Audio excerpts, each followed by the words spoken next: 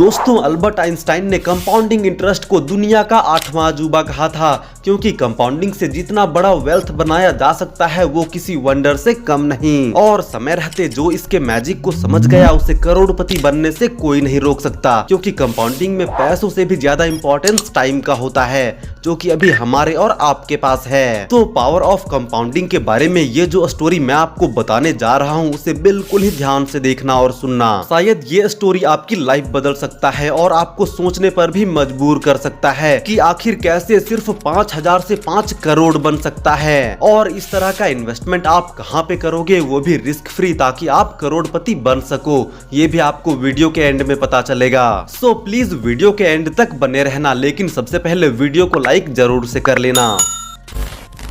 तो गाइज ये है 3 दोस्तों की कहानी। तो 3 दोस्त थे जिनका नाम था अमित, ब्रिजेश और चंदन। तीनों ही लोअर मिडिल क्लास फैमिली से थे। ये तीनों दोस्त एक साथ पढ़ते लिखते और एक साथ ही खेलते कूदते भी थे।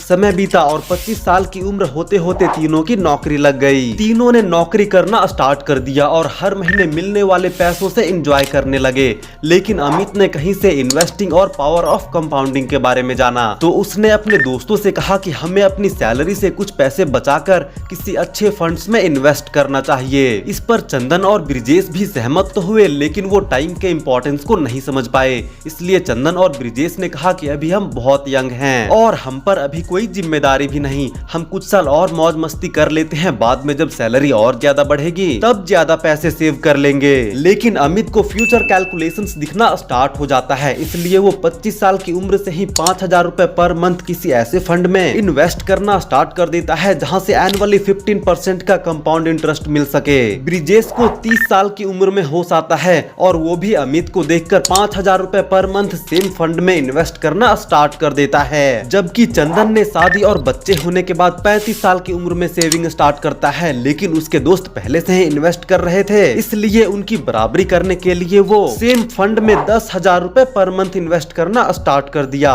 यानी कि अपने दोस्तों से डबल। अब आप इमेजिन कीजिए कि 60 साल की उम्र में वे तीनों जब एक साथ रिटायर होंगे तो उनके पास कितने पैसे होंगे। तो हम एक एक करके देखते हैं कि 60 साल की उम्र में किसे कितने पैसे मिलेंगे और इसके बदले किसने कितने पैसे इन्वेस्ट किए। तो स्टार्ट करते हैं चंदन से, जिसने 35 साल की उम्र से इन्वेस्टिंग स्टार्ट किया। यानी कि चंदन ने 25 साल तक 10,000 रुपए पर मंथ के हिसाब से टोटल 30 लाख रुपए इन्वेस्ट किया। ब्रिजेश ने 30 साल की उम्र में स्टार्ट किया, यानी कि वो 30 साल तक 5,000 रुपए पर मंथ के हिसाब से टोटल 18 लाख रुपए इन्वेस्ट किया। जबकि अमित ने 25 साल की उम्र से ही इन्वेस्टिंग स्टार्ट कर दिया था, इसलिए वो 35 साल तक पैसे इन्वेस्ट किया और 5,000 रुपए पर मंथ के हिसाब से इसका टोटल इन्वेस्टमेंट हुआ 21 लाख रुपए का। और जैसा कि मैंने कहा था कि तीनों ने ही सेम फंड में इन्वेस्ट किया था, इसलिए तीनों को ही सेम 15% का एनुअल रिटर्न मिला। तो जब 60 साल की उम्र में ये तीनों रिटायर होंगे तब चंदन को मिलेगा 2 करोड़ 58 लाख रुपए और ब्रिजेश को मिलेगा 2 करोड़ 64 लाख रुपए, जबकि अमित को मिलेगा 5 करोड़ 35 लाख रुपए। अब इस रिजल्ट को थोड़ा एनालाइज करते हैं और कुछ लेसन सीखते हैं।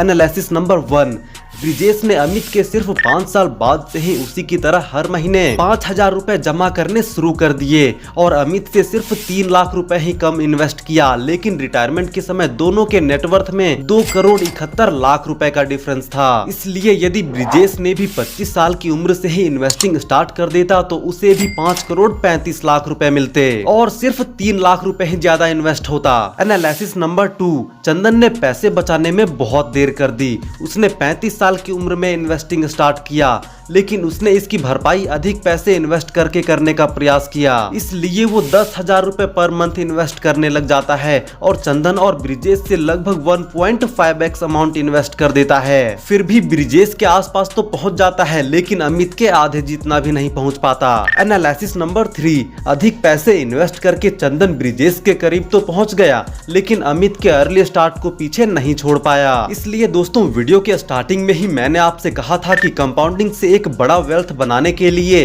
पैसे से भी ज्यादा इंपॉर्टेंस टाइम का होता है। अब दोस्तों आप में से काफी सारे लोग ये सोच रहे होंगे कि ये स्कीम तो बहुत बढ़िया है, लेकिन इस तरह का रिटर्न मिलेगा कहां से, वो भी बिना रिस्क के। तो गाइस एक इंडेक्स फंड है जिसका नाम है निफ्टी 50, जो कि एनुअली 15% का एवरेज रिटर्न देता है। और इस वीडियो में जितने भी आंकड़े मैंने आपको दिखाए वो सभी 15% के इंटरेस्ट रेट से ही कैलकुलेट किए गए हैं। अब यदि काफी सारे लोगों को निफ्टी 50 के बारे में नहीं पता तो उनको बता दूं कि निफ्टी 50 एक इंडेक्स फंड है जिसमें इंडिया की top 50 best performing companies track होती हैं, और इसमें जो भी कंपनी अच्छा परफॉर्म नहीं करती उसे रिप्लेस कर दिया जाता है किसी दूसरी कंपनी से जो बहुत अच्छा परफॉर्म कर रही होती है। और ये सिलसिला लगातार जारी रहता है, जिस वजह से लॉन्ग टर्म में इसमें लॉस होने के चांसेस ना के बराबर होते हैं, क्योंकि पूरी कंट्री की इकोनॉमी ही कोलैप्स कर जाएगी तभी लॉस हो सकता है, जो कि इम्पॉसिबल है।